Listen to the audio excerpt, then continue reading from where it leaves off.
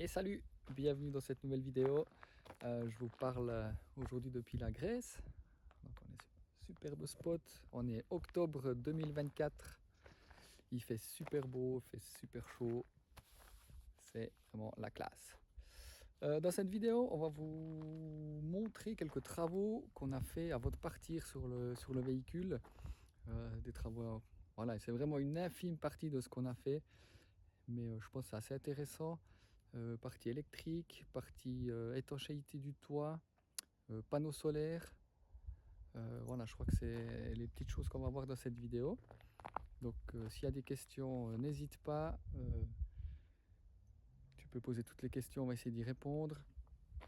C'est pas un tuto, c'est pas une science infuse, c'est ce que nous on a fait. Euh, Par exemple, au niveau de l'étanchéité du toit, c'est quelque chose que je trouve vraiment intéressant. Donc si ça peut aider, c'est volontiers. Donc bon visionnage et n'hésite pas à liker, à commenter et ça nous permet d'avancer. Allez, belle vidéo. Ça faudrait une plaque pas aussi grande, mais un truc comme ça. Ouais. Au col ici tout le long. Après on peut même le peindre, tu vois. Parce que là dedans il était pété le couvercle, donc t'as de l'eau. Celui-là faudrait le décoller. Ils sont mettre notre petit ferme aussi branchement ici. Pas trop comment c'est fait. Souci de mettre les doigts là.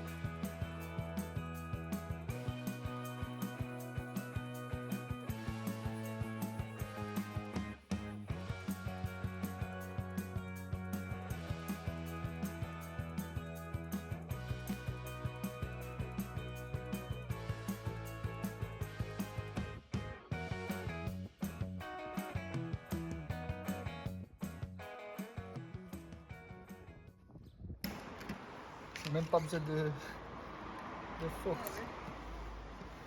Donc on constate que les boîtes ne résistent pas aux UV, que les câbles utilisés pour les panneaux solaires ne sont pas du tout adaptés et que dans cet angle-là, l'eau stagne énormément et que tout est pourri à l'intérieur. La boîte est tellement attaquée par les UV qu'elle est extrêmement cassante, difficile à enlever. Mais au final, on a réussi à tout décoller sans abîmer la fibre de verre du toit. Et ouais, effectivement, les câbles sont à changer. Il ne s'agit pas du tout de câbles à utiliser pour des panneaux solaires. Donc on gratte, on arrache tout ce qu'on peut et on va tout refaire à neuf. C'est bien parce que maintenant c'est ouvert, ça va quand même sécher par ces petits trous. Tout ça on enlève, nettoyer la colle là, le mieux qu'on peut. C'est bien. Content? Oui. Ouais, je suis content, enfin, c'était un peu le nid à misère là. Je glisse vers toi. Non, c'est pas grave. Oh là là, oh, c'est quand même un peu la cata. Ouais, mais on a prévu une tôle en inox.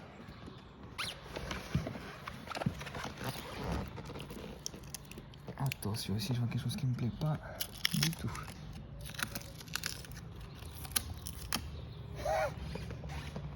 Donc là-dedans, il y a du jus. Alors, ils ont fait vraiment de la merde. Le problème, c'est qu'ils ont branché tous les panneaux ensemble. Les 4 ici devant. Ok.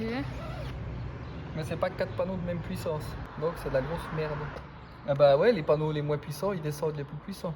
Ce qui est bien, c'est qu'on a éventuellement les fils du petit qu'on n'utilise pas. Enfin, je sais pas, on verra. Mais ça, c'est sûr qu'on peut pas laisser comme ça, que c'est de la grosse merde.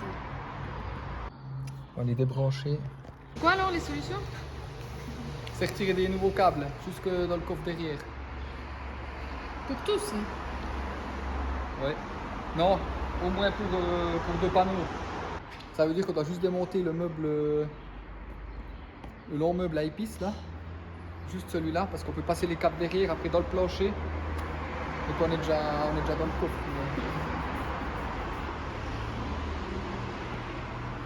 Ouais, en fait c'est l'installation solaire de merde. Il n'y a rien qui va.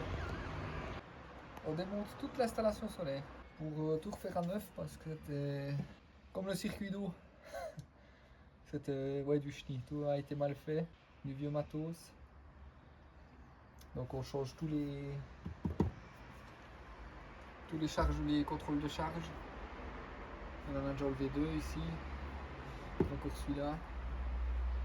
On enlève le chargeur de batterie et le convertisseur qu'on remplace par un Victron Multiplus 2. On va refaire tout le tableau DC aussi. Et puis on va le mettre ici, le Multiplus, avec les chargeurs solaires. Il y en aura 3. On fait 3 circuits. Et on va encore tirer tous des nouveaux câbles jusque sur le toit, résistant aux UV. Avec les mêmes panneaux qu'avant. Ouais. Oh, on l'a démonté, un vieux panneau, on l'a démonté.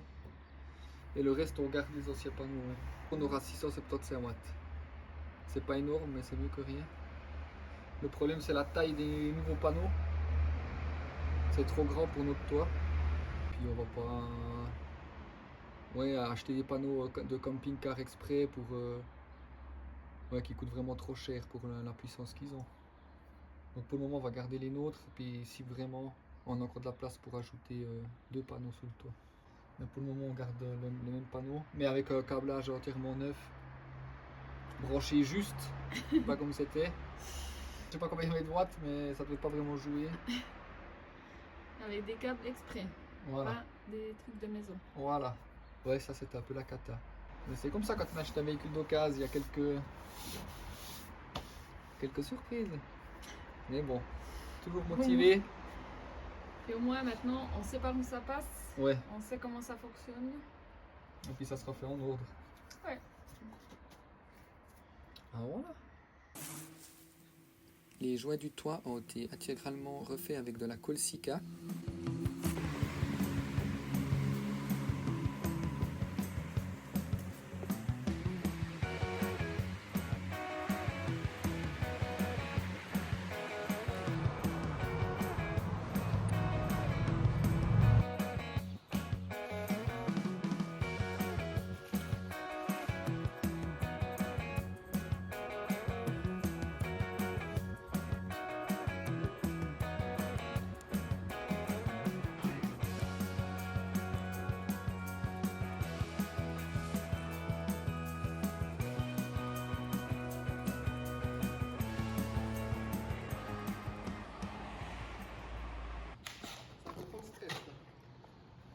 Alors j'ai pas compris. C'est le stress. Il faut qu'on prépare la couche de fond pour la peinture du toit. Ok. Et on fait ça comment? Ben, on mélange avec de l'eau au 20% de flotte. Je connais pas du tout cette peinture.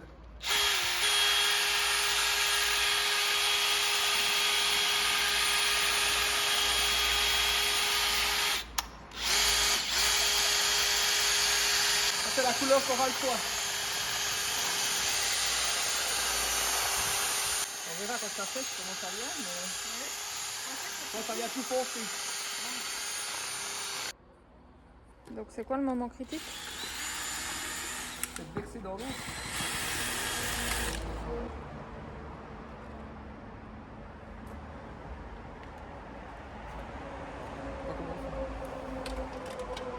À un moment donné, il faut se lancer, hein.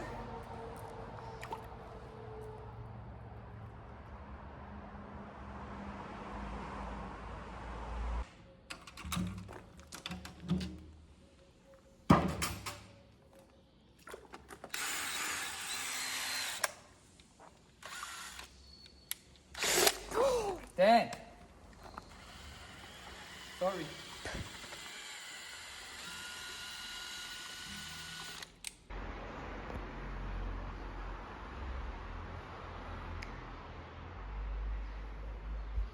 J'adore.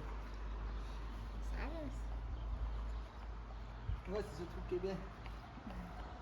Ensuite, on a passé 4 couches de peinture polyuréthane monocomposante qu'on a trouvé en France. Le fabricant, c'est Peinture Daniel. C'est vraiment un super produit, facile à appliquer. Nous, on l'a appliqué au pinceau pour les petits coins et après au rouleau. Vous mettez une bonne couche, on a fait 4 couches comme ça. Et c'est vraiment super, c'est une membrane qui est étanche et qui reste souple. Et puis vraiment, si vous devez refaire le toit de votre véhicule, c'est vraiment un produit qu'on vous conseille, qui tient dans le temps. Maintenant, ça fait plus d'une année et demie que le toit a été fait. Rien n'a bougé, donc c'est vraiment un produit à conseiller. J'ai pas fait les pauses. Ouais. Pas de corde.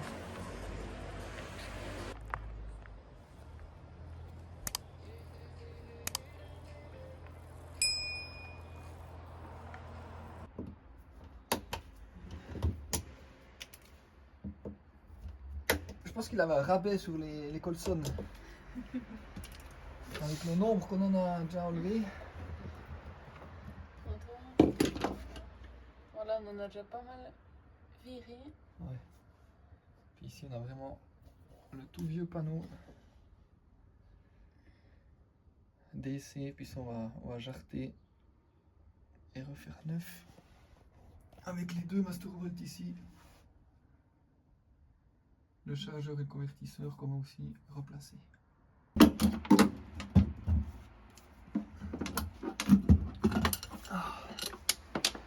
Ben voilà, de la place. 780 watts. 24 volts. Voilà, cadeau à vendre.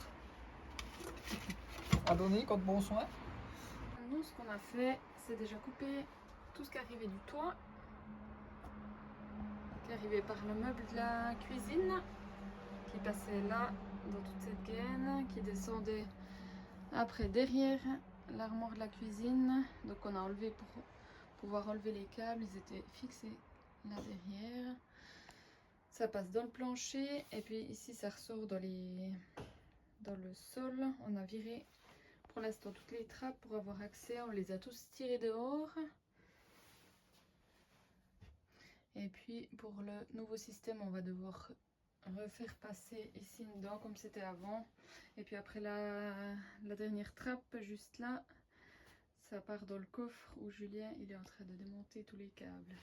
J'ai mis ma main, il est tombé. Comme par hasard. Je te promets.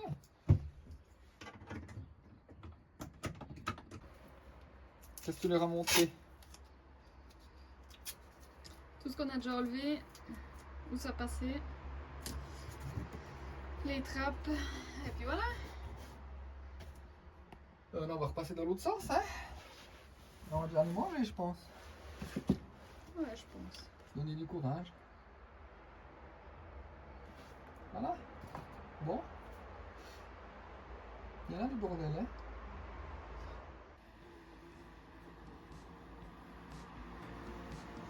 Ouais. Hop.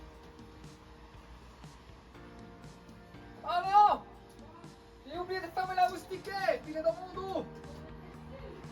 Ah, c'est fumier de la paix, c'est bon? Ah! Pourquoi? Là, il est d'eau. Attends. Voilà, déjà ça.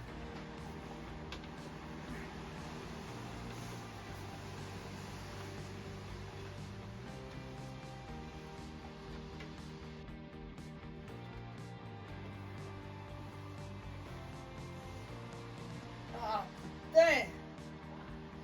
Ah, mais je me casse les mains.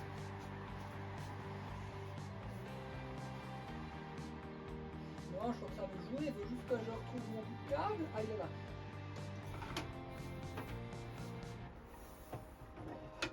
Il va aller rechoper ses trous, hein.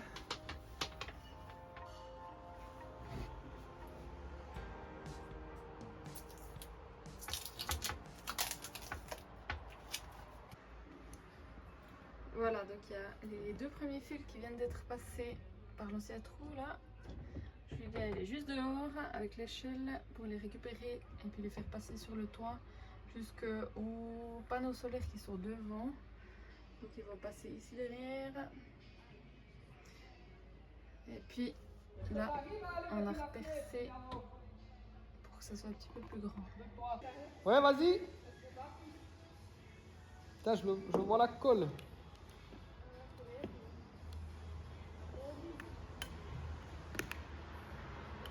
C'est chier, hein. Ben...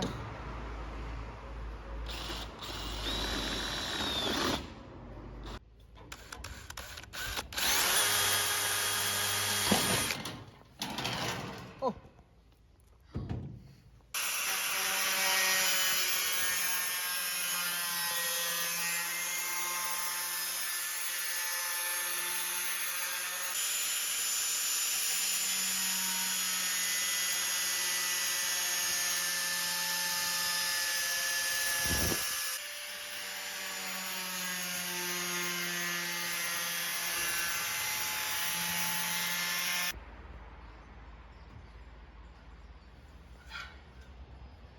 Ah, faut enlever ça.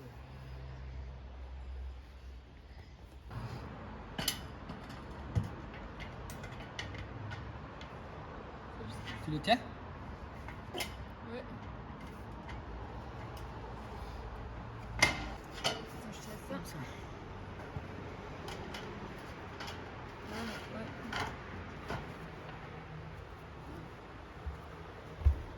Ici, ça devrait aller.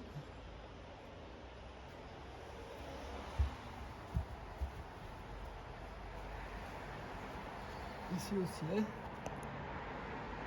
Ouais.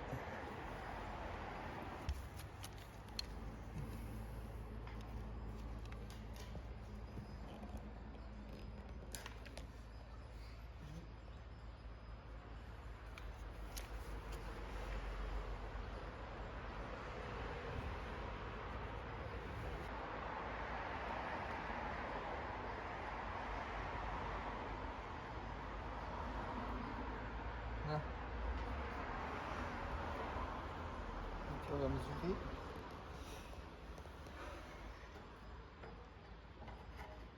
Oups.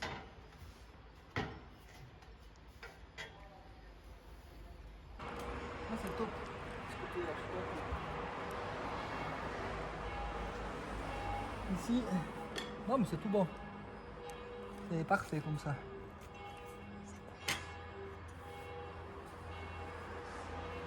On a mis une tôle pour étancher l'angle ici, parce que où il y a toujours l'eau qui stagne. Il y a la rapose des panneaux du toit. Et puis on veut vraiment pas être embêté dans ce coin, donc on a déjà tout étanché dessous. Et puis en plus on a décidé de mettre cette tôle en inox qu'on va coller et puis jointoyer tout le tour comme il faut pour vraiment renforcer ce angle. Là je suis vraiment content, c'est propre. Et puis il n'y a plus qu'à coller. C'est exactement ce qu'on voulait. Avec du jeu, si elle se dilate. Parfait. Yes. Ah, c'est parfait. Hein.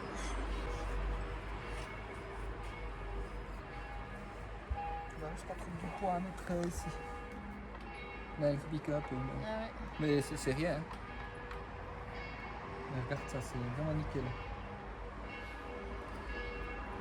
Tip top. Vraiment tip top.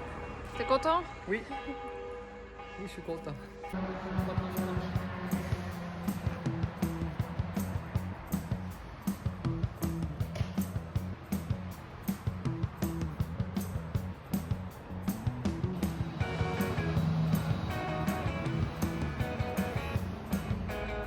Bon, la tôle est ajustée, on va la coller.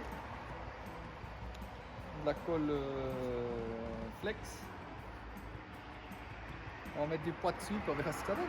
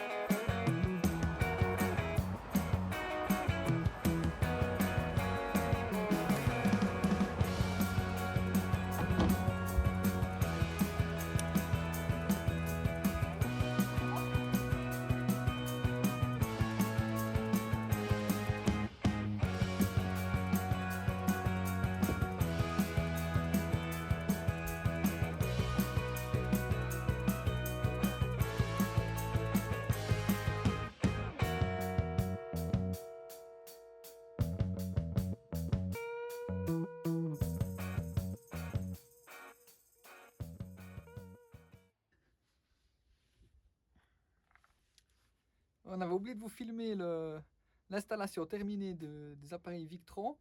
Donc on vous montre ça ouais, 1 année et demie après. Au moins ça a été testé, tout fonctionne super bien. On est vraiment, vraiment content de l'installation. Nous, on n'a pas besoin de plus que ce qu'on a. Donc c'est vraiment top. Donc on a installé un convertisseur chargeur de chez Victron. Donc on a un convertisseur de 3000 watts. On a également 3 MPPT pour les panneaux solaires. On a un grand panneau solaire qui est branché seul, 2 petits qui sont branchés ensemble et 2 autres panneaux, on va dire les moyens, qui sont branchés ensemble. Donc c'est des panneaux qui sont proches l'un de l'autre. C'est clair, on n'a pas un panneau devant et un panneau à l'arrière qui est branché ensemble, parce que ça n'a pas de sens, hein. Si vous avez une ombre sur un panneau, ça vous coupe la puissance, donc c'est pour ça qu'on a séparé comme ça. C'est les panneaux qui étaient sur le camion, on les a pas changés. On n'a pas la place pour mettre un grand panneau de maison, par exemple, qui est fait pour mettre sur une maison, à cause de nos fenêtres de toit. Vu qu'on a 3 fenêtres de toit, ça prend pas mal de place. Donc c'est plutôt des petits panneaux.